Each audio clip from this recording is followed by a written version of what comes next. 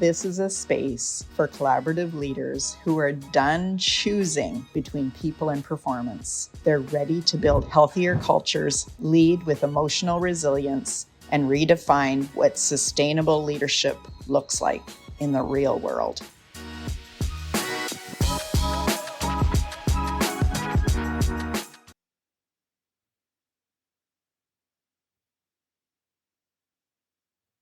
Welcome to the Shine Leadership Advantage, where we explore how women leaders can leverage their personal growth to build happy, healthy, and high-performing cultures without the burnout.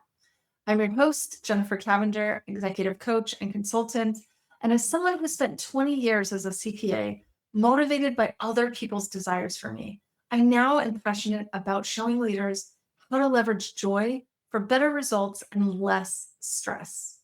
In partnering with Debbie Prediger, founder of the Be Extraordinary Women's Network and the creator of the Shine Framework, I discovered that the Shine principles are so important to the personal growth and they're foundational to the leadership coaching principles that I share with my own clients. If you're new here, please go back and listen to episode 0, where I interviewed Debbie Prediger about why this conversation is so important now and why she asked me to host it. Today, I'm here with Dr. Staci Moore to talk about pressure, people, and performance. This is the leadership conversation that most companies are avoiding.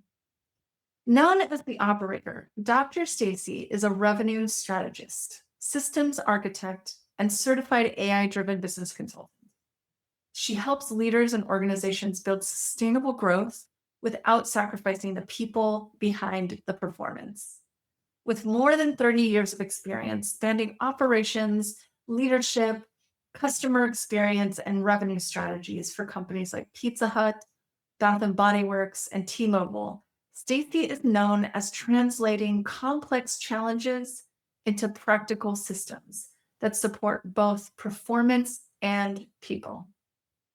She's the CEO of Absolute Wonder, the co-founder of and president of Flourish LLC, and the founder of Royal Table Queens, a visibility and leadership ecosystem designed to help women build credible, strategic relationships and lasting legacy. So welcome, Staci. Hey, it's a pleasure to be here. Good to see you. Thank you so much for coming to the table and the conversation here. I would love for you to just start out with giving us sort of your 2-minute version of how you came to the mission of supporting people and performance and with these practical solutions that you bring them. What brought you here? I'm going to say that it started out very young. I am an only child, and I had to find ways to make friends, to convince their parents to let them out the house and that I was trustworthy, right?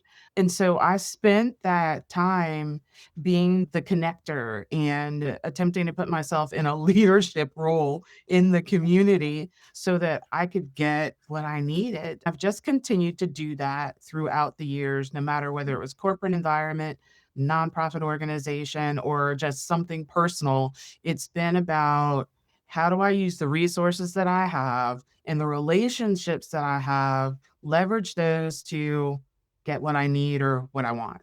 So this is how I've gotten here throughout all the years. No matter which way you turn, which lane you go down, it all leads back to those things, resources and relationships. And what are your favorite kind of relationships? Like you have a particular type of person that you love serving. Tell us about that archetype. Yeah, right now, most in need for me and who I can serve well is the Gen X generation. Gen Hmm. X women is who I've been focusing on because we have been in this position, as the title expressed. We're really at a pressure point right now where we are in the middle. We're sandwiched between a generation that is out of retirement, somewhat leaving money behind, needing to be caregived, an environment of corporate where we were the first generation to really experience the internet and to have internet at work. We were the ones changing over from the typewriter to the internet services. We then still have children. Some children are out of the home or in college, and some of them a little bit younger. But we're in that generation where we've been pressured, like every decision that we make, we're considering 30,000 people around us, right, to make those decisions. And then we're still expected to be a person, which doesn't get acknowledged a lot, but we have to perform all the time. We are on it, whether it is at our job, whether it is in our small business space, whether it is out at a networking event, whether it is out on the benches at the soccer game with our child, no matter where it is, there's a certain expectation of us that's a little bit different than there is of the baby boomer generation or the millennial generation or any of the ones below, and especially for the women. So that's who I'm focusing on right now for resources and relationships, whether you're in nonprofit, entrepreneurial space, or in corporate. Mm. And you talk about this conversation that most companies avoid. What is that conversation and why are we avoiding it? Well, it's some of the things that I just mentioned. What I noticed in doing my market research is that 67% of women that were, this was a poll done by the New York Times, were asked if they express their true feelings at work, said no. That means they're not acknowledging how they feel about their supervisor, how they feel about their actual job requirements, how they feel about having to be at work at 7 or 8, how they feel about being in a brick and mortar versus a remote environment. They're not expressing it. The pressure is so strong to stay within your lane and to not ruffle feathers that we're not speaking up. So that's one of the things. I'm going to look more at the corporate side of things. They're not looking at you to be a person. They want you to fit a title. So it's about the title, not the person. So while there are assistant programs, so like EAP, the Employee Assistance Program, available, it doesn't necessarily mean to use them, right? Some of these things are in place to meet a criteria, which is being diminished and taken away slowly right now with our environment and ecosystem. But they're there in some cases. But if you want to use them, then that is still taking away from who you are as a person. If you need assistance for an addiction, then although the assistance is there for you and to help you, and that's supposed to help preserve your position by giving you assistance, you're still labeled. If you are taking leave for having a baby and you want to use your full time slot, while people say, well, that's great, people are still looking at your title in that position and the responsibilities that need to be done. And to be honest, the first job I ever lost was working for the federal government, and I had gone out on leave and I came back with postpartum depression. I worked for the Department of Justice for a certain department that it was very critical. We were going through the Persian Gulf War. And when I got back, they had held my spot, which was required. But when I got back, then they told me 3 days into me being back that I was no longer needed, and that was after I came back with my doctor's note saying that I had postpartum, that I had medication, that I was cleared to work, but they let me go. That was the first time that I experienced unemployment, and I was so distraught. I was 22 at the time, and I just was, saying, "Oh my gosh, I did all of this. I did all the right things. I had all of the right relationships. I used all my resources to get here, and now I've been let go because I am utilizing the services and telling the truth about where I am and the pressure that this personal incident has created, along with the pressure of my job. But I'm a human person and I can still perform, but I just need a little care right now. I need a little soft, a little round edges instead of corners." And so through my retail, restaurant, hotel, government timeframe, I've noticed that companies have still had that same expression. There's a lot of pressure on women. There's a lot of pressure on Gen X women. There is not the understanding, there's not a lot of understanding or acknowledgement for the person as a human.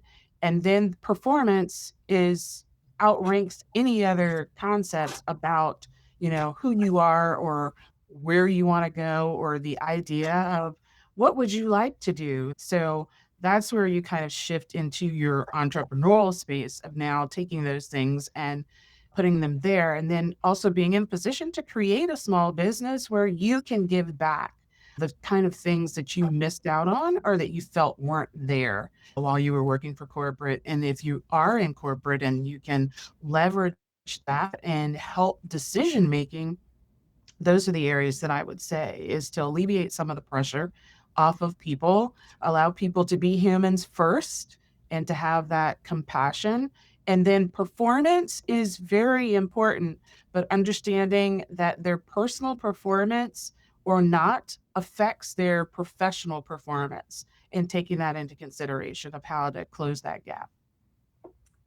I think there are some companies that you can see are sort of early adopters of these ideas, right? And they're willing to experiment, even though they might not know the perfect answer, but they're willing to try new things and they recognize this as an issue.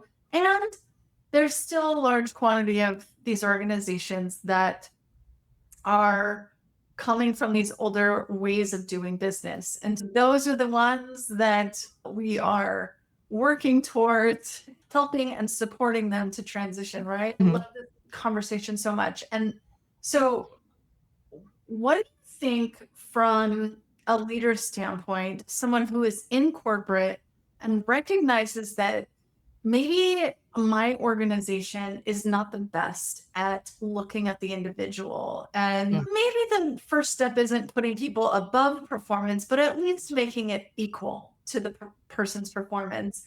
What do you think would be a good first step for them to start to transition and to think about things slightly differently? Yeah, I'm going to say that it always starts with self first. And so if you're in a management position or a CEO position, it's just like you'd say about home. If you want to be married, you want to be in a relationship, you want to be part of something, then it's who you are first. You need to be some of those things to yourself first, right? So it's about personal development of the CEO, the C suite, the management level employees first and making sure that as an individual, I understand my needs. And in the things that I do, and I know we'll talk a little bit about it later, but in the things that I do, I've helped people leverage AI to be able to figure out some of those things, right? But then there are times you need to plug in because you need reflection. You need people around you that feel the same way and find and value themselves important so that you stay in that environment because you can easily slip out of it and go back into the hustle and bustle and the noise of what's going on. But making sure that you're checking yourself first. And then when you check yourself, if you look left and you look right at your job, consider what it would be like if that person was doing the same. If everybody was checking themselves first for what they need, rediscovering, stopping and saying, what is it that I need in my life? Where do I want to be in my life?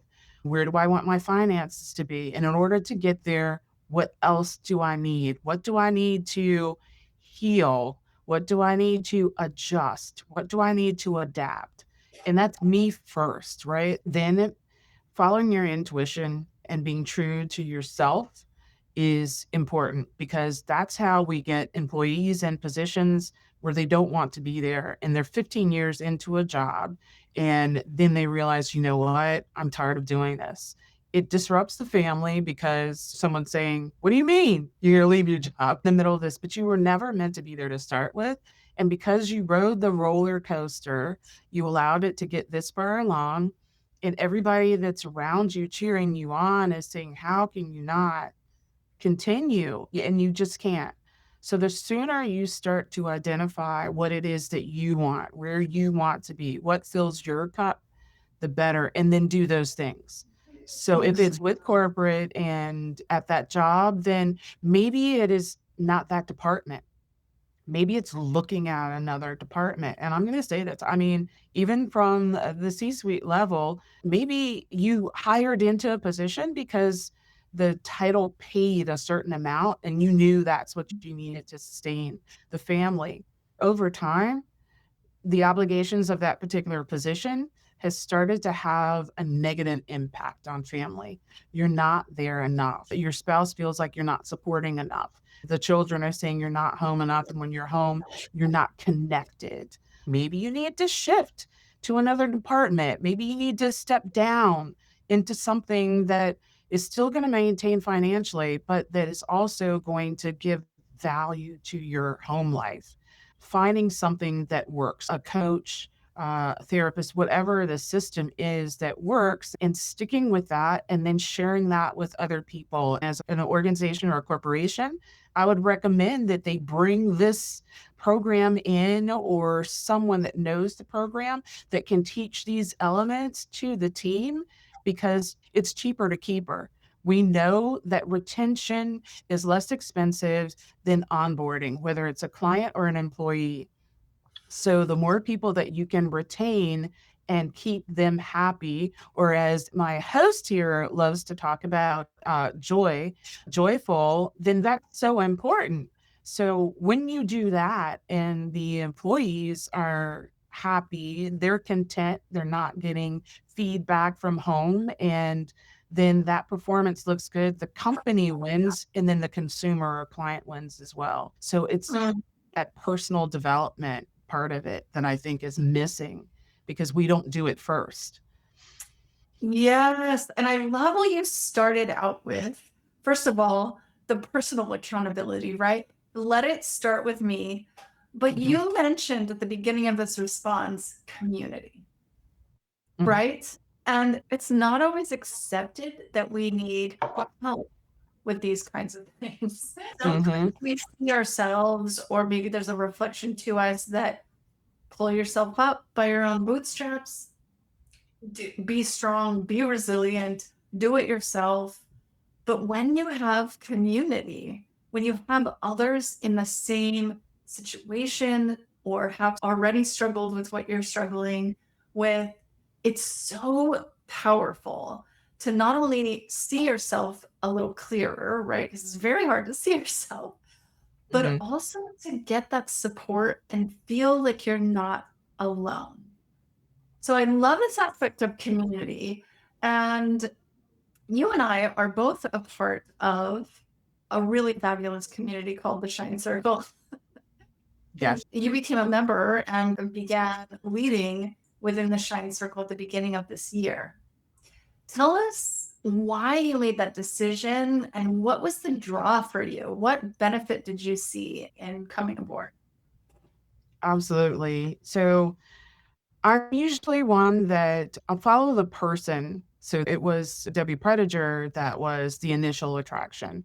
And so who she is, having conversations with her over 6 months or so. We met once a month and just had conversation, kicked some ideas around, was supportive of each other because we both knew we needed that in a way that you don't see in a large mastermind, right?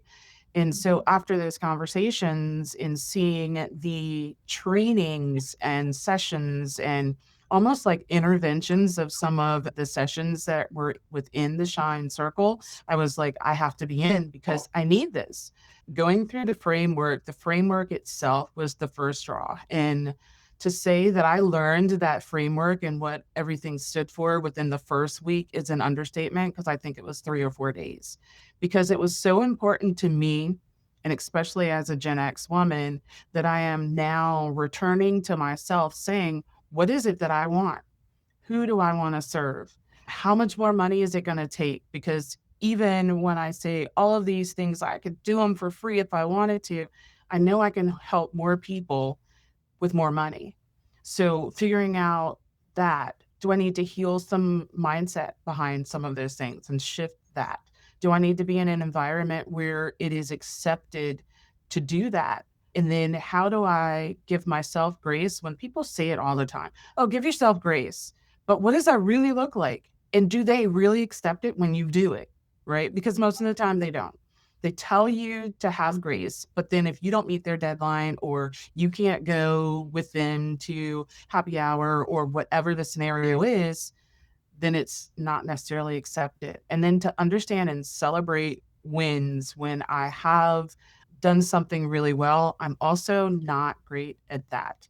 And I found the community that that was happening, but it was her example of doing that that really said, this is fine. People say it, but they're doing it.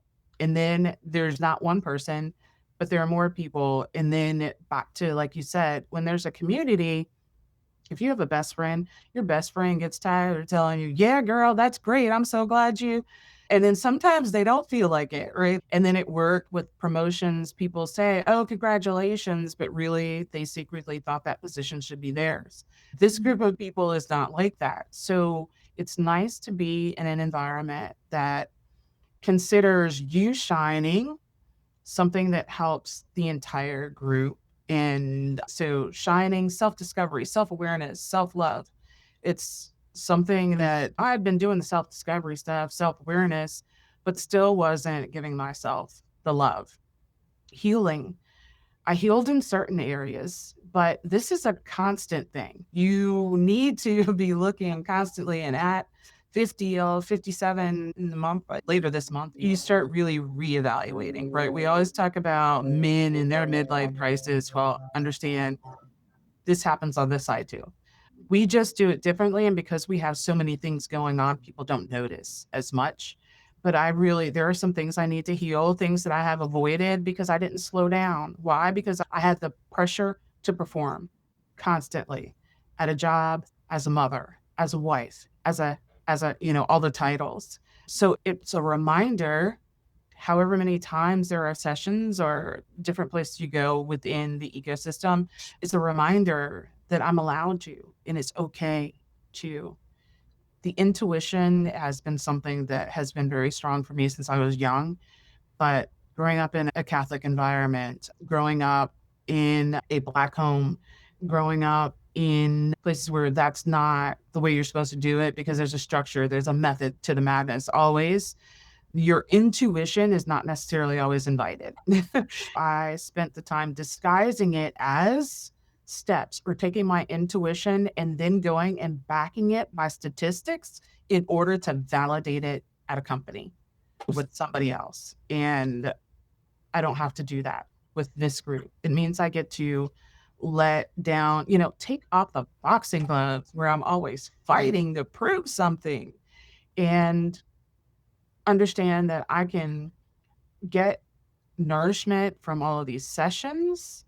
I can then use it and nurture myself by the strategies that I learned by taking that and utilize that as a leader within the nonprofit that I run on the ecosystem of World Table Queens, or even when I take it back into corporate to do trainings. Incorporating some of these skill things is the way that we kind of sneak in the skills that you and I have been talking about that they need, but they haven't put into place yet. But when you sneak them into the system, the people that need it will suck it up like a sponge and then ask about, well, how can I get more of that? Where can I find more information on that?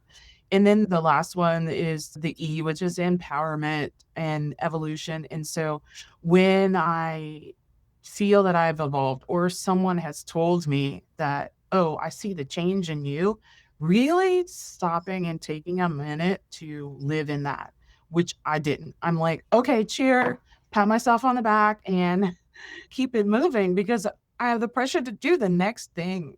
So the pressure people in performance, the people is in the middle because that's the most important part. Like imagine the Oreo without the filling, right? The hamburger without the burger, like all of the things without the middle. So that's the important part. In the Shine Circle, the Shine framework allows us to keep, or what many people say, keep the main thing the main thing.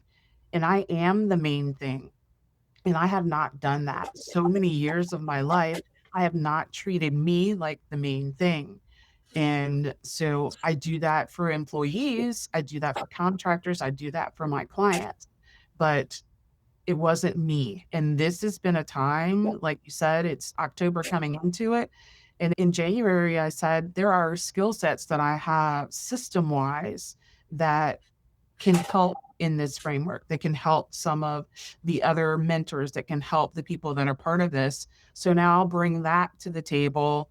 And that's my leadership side where I can give back to them and set the example in some ways, and then create more relationships with the founder, with Debbie, about how do we then, Jennifer, how do we then take this and kind of pivot that spotlight and put it in a different direction so we hit another group of people. And so I've done some of that through my ecosystem. And then, of course, in supporting you, because I absolutely love the direction that you've gone and want to support that.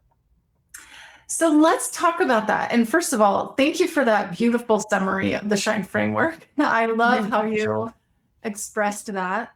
But let's go a little bit to this ecosystem that you've created and how you're actually integrating the Shine Circle with a full separate community, benefit each other. Why did you decide to integrate them?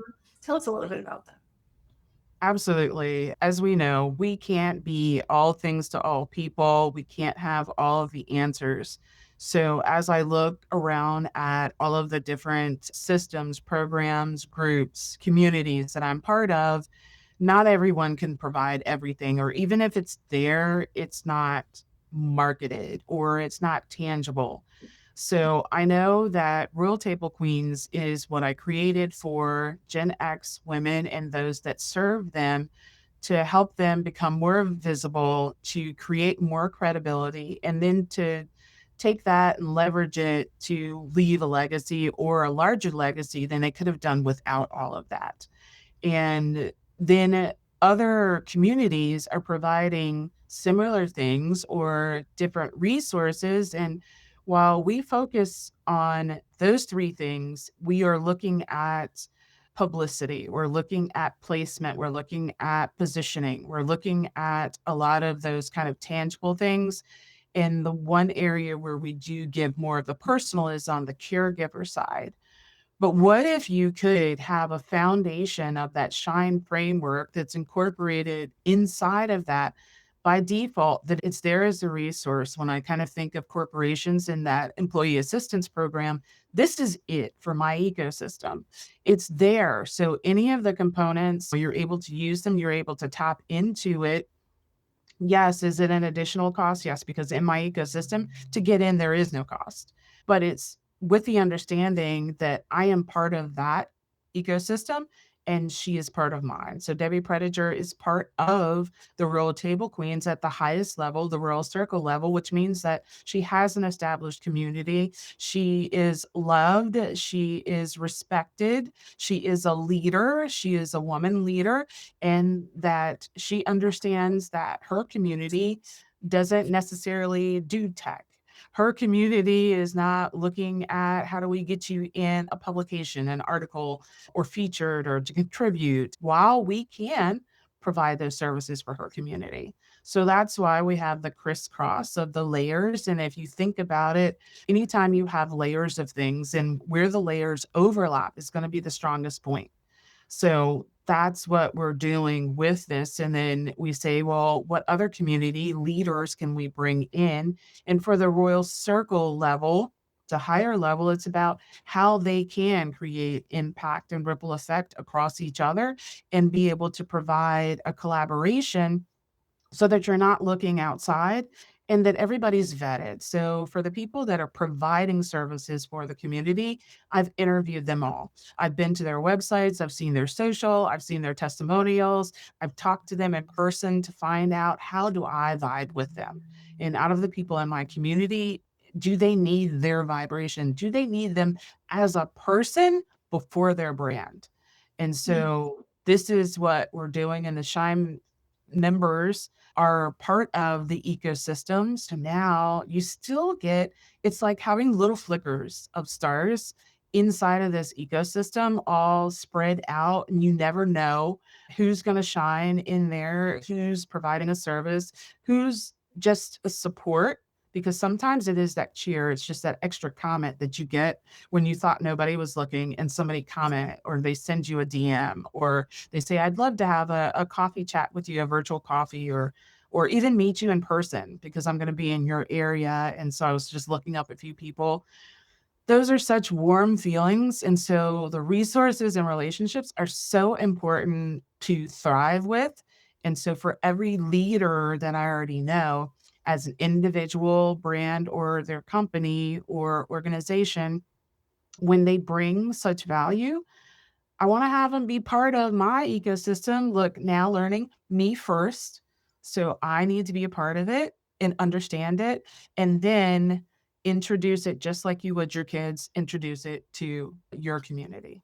And we have corporate women in there too, because when you're trying to make decisions about what to do for care for your mom, or what to do for dinner for your husband and child, now that you're working more hours, you have to be at the house, or how do I still show up on social media, or how do I still get picked to have publicity or to be positioned if I don't have time to do it? This is why the ecosystem is there to assist them in doing those things. All of that, from the level of how can we help, to how do we make it easier for you to reclaim your time so that you can personally shine and then professionally shine. Mm. Wow, it's so good. And you covered so much.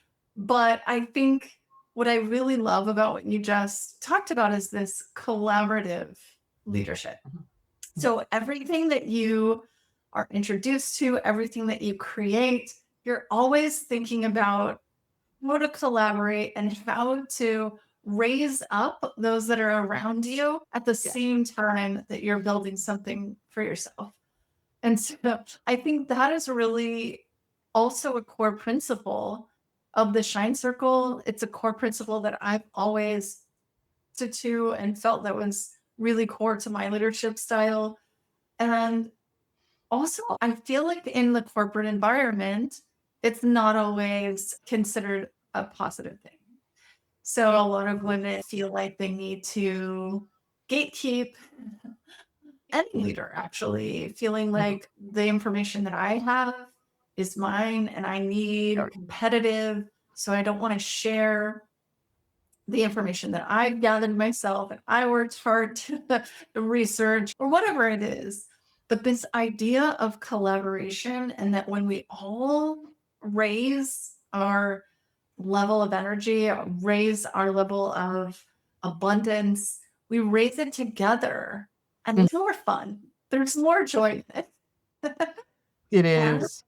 we actually get more benefits, right? And we get to focus on the things that we love so that we don't have to be doing all of the things ourselves. Right. But I want to circle back to this idea of the deeper issues that leaders are facing, because you've seen leadership from a lot of different perspectives and you've worked with a lot of different leaders in and out of corporate. What do you see is really the deeper issues or the biggest issue that leaders are facing today in their leadership in organizations? I thought about this, and there are so many. It's almost like I can see a swarm of bees around my head with all of the different things. But we keep coming back to self, and I think it's really not trusting one's own self, one's own intuition. And that Wow. comes from, yeah, it's a trust issue, but it's not an outside trust issue, it's an internal trust issue. Mm. So if I were to, and this is not, I'm doing this, so trusting my intuition and on the fly. So trusting yourself, the trust that we're going to go with the T is about telling yourself the truth. telling yourself the truth. We walk around no matter what age. If we're a Gen Zer going, yeah, I can run a company, I can do a startup. You have to tell yourself the truth that you don't know everything. And it goes the same way for somebody that's a baby boomer right now and you've been in this company for 25 years and you may know the company and its old protocol better than anybody else in here. But do things need to change? And are you still in your old ways? Tell yourself the truth. The R is going to be relationships. What relationships are you creating that enhance you, that help you, where people are telling you the truth about your job? They're telling you the truth at your job about your performance, about your behavior, your attitude. We many time in corporate say your attitude determines your altitude. People that are willing to tell you that in your relationships at home, whether you're in a marriage or a relationship, that you're able to share where you are and not be blindsided by things that are going on, those type of relationships. And then your relationship to self. I did an exercise a few weeks ago within the Shine, and we're talking about mirror work. And I had to admit to myself, I don't spend a lot of time in the mirror. I'm not one of those people. And so then the question is, am I ignoring myself? Am I running from myself? Am I hiding from myself? Is there a reason? And I need to examine that. But that's because of relationships that it let me be aware of that. The U is in the middle because you are in the middle of it all. It all comes back to you. You can't say that job did this to me, this relationship did this to me, this person did. You are in charge of you, and you have to remain in charge of you. The decisions that you make today will impact things that happen 10 years from now. So understanding that you are in control of your reactions, and that you also in control of your proactive activity. And then sometimes you just need to just understand where you are right now for you to understand where you need to go. I'm going to take that back to the Shine framework, that's self-discovery. That's discovering over and over again. When we talk from a corporate perspective of 90-day windows, what are you discovering this 90 days? This self-discovery. What are you discovering about yourself? What are you discovering about the job that you have? What are you discovering about having an empty nest at the house that you haven't said anything about, but there's been a feeling? What did you discover about the career that you wanted when you were 19 and you were pursuing that degree and you never got it and you got a good job and you just stayed with that company? And now at 52, you're saying, but I really wanted to do that thing. That self-discovery will take you back to the last T, is that trust you can make it happen. That's in corporate. Trust you can make more money. Trust that you can find another love of your life. Trust that your child's going to be all right at college. Trust that you'll make the right decisions or the best decisions for you if you've done the other letters. That the decision that you make now may not end up being exactly the result that you want, but trust that it's the best one for you right now if you've done all of the other work. Wow. It's so beautiful. And it's such a perfect example of something that we don't always recognize as being the issue or the block in our leadership. Why is my team not performing? Why do I feel stuck in the same place as I was 5 years ago? And trusting yourself and going through these letters. Wow, it was so powerful for me as you were going through that to recognize. Sometimes we walk through life in a little bit of a cloud, right? And so if someone's listening and they're like, well, I don't know if I've actually been trusting myself. What if this is part of what I need to unblock my leadership style? Is there one like shift, one initial step that leaders can make to just start to look at themselves a little closer, to start to recognize if they're trusting or not? Yeah, and I could say you can do the personal work that we've been talking about this whole session, but we've also talked about the community, which is the accountability component of it. And sometimes we don't know what we don't know.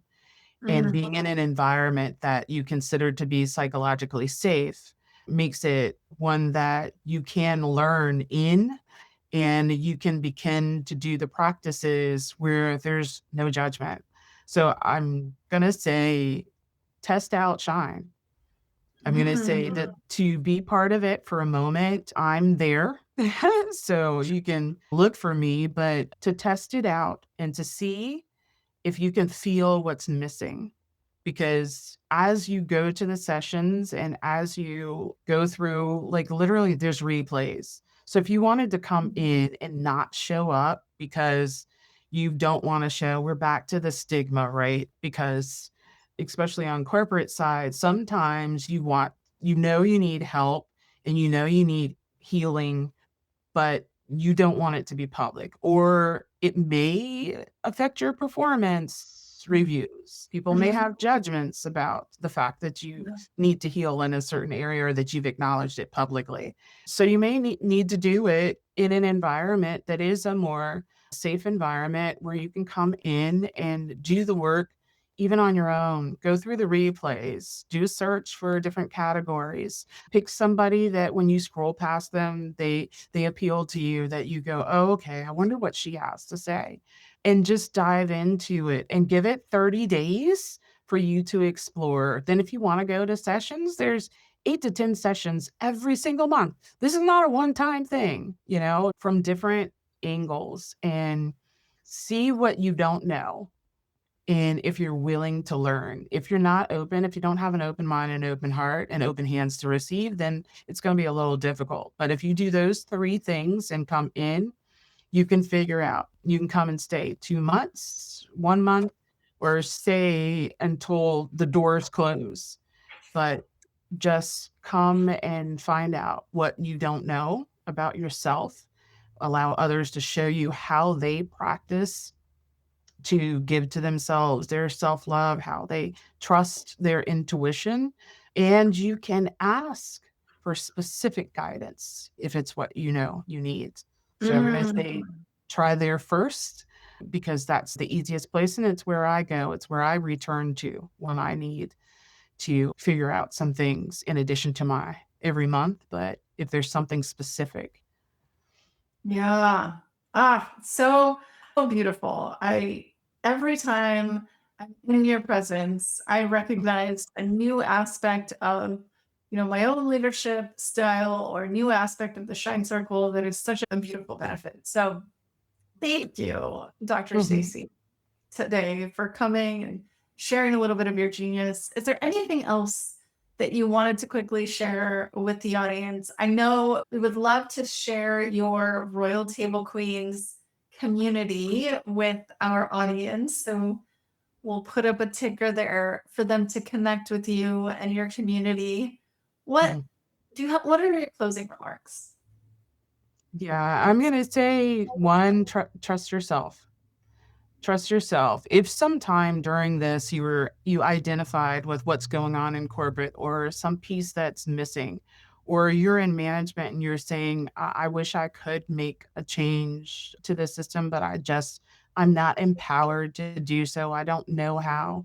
Or you are looking from an entrepreneurial space saying there's so many things going on and I just don't know where to get the answers from, but you've been hearing whispers, there've been hints of things. I'm going to say trust yourself to explore. And if you need to use the Shine Circle, use the Shine Circle, get to know the Shine framework. This is not to be held as a secret either.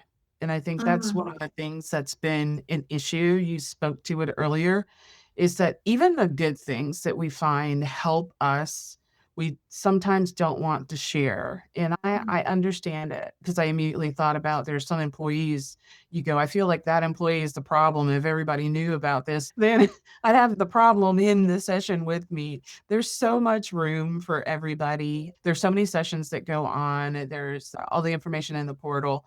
But this is just where I say you've got to trust yourself. They say that you have to love yourself first before somebody can love you, right? We hear that all the time, that self-love that you have to in order to contribute to the relationship. And this is the same thing here. Every day, day in and day out, we want people to trust what we say. We want them to trust our decision about what movie to go to. We want them to trust our authority at the job when we say something needs to be expedited. But are we really trusting ourselves in the way that I mentioned earlier? And if you are, then you can move through with an open head and a clean heart and open hands to receive what's next to fill your cup so that you can continue to give from your overflow. And so if you listen to this and anything resonated with you, please share it. If you share it on your social media, if you share it to your community or a group, this is about us trying to overlap as many communities as possible. Share it in the DM, share it as a text message to a friend that you know has been saying, girl, I'm just off. I don't know what it is, but I need to figure out something. Share this and see if it resonates because the Shine framework is there. World Table Queens ecosystem is there. And the continued collaborations, even that I have with other partners like you, Jennifer, we're all there. We're here for the same cause. We'd love to impact as many people as possible, but you've got to trust yourself to receive us. Thank you so much again, Staci, for coming, for sharing a bit of your genius, for sharing a bit of your leadership experience. And I'm just so grateful to be in your world and to share a little bit of our collaborative geniuses together. So grateful for you. Thank you so much. And thank you for the opportunity as part of the Shine Leadership Advantage. To be part of it through the podcast is an honor and speaks to my continued growth as well. And a love for the founder. And of course, even as the host, phenomenal questioning and just leading down a path of warmth, even through the questions asked, because many times these questions aren't asked. And if they're asked, they're never answered. And so I appreciate you offering the opportunity for me to shed some light on pressure, people, and performance. And I hope that more people will, share, go back and watch the other episodes, some phenomenal people I've been following along, and a lot more to come down this road. And if you're a leader going, I wish I could, I'm just going to say, drop a comment wherever you see this, and see if Jennifer sees you. This is what it's about, right? This visibility. You saw us, you saw me, and so now is it time for you? Trust your intuition. Yes, we've been loving new guests. So if you are interested, like Staci said, drop a comment. Oh, well, thank you so much once again, Staci. And if this conversation resonated with you, please connect with Dr. Staci Moore on LinkedIn. She shares so much great content and she runs such an exceptional community and has such great insight on the systems of really creating abundance in what you love doing and having that support. And if you desire to be a part of the thriving community that will hold you accountable for the kind of inner work that we talked about, that's foundational to your professional success, the Shine Circle is such a beautiful space for women to do that. Because the bottom line is thriving cultures don't start with better perks and policies and checklists. They start with leaders who are willing to heal and grow and lead from a place of wholeness and joy. And that is the Shine Leadership Advantage. Thank you for joining us.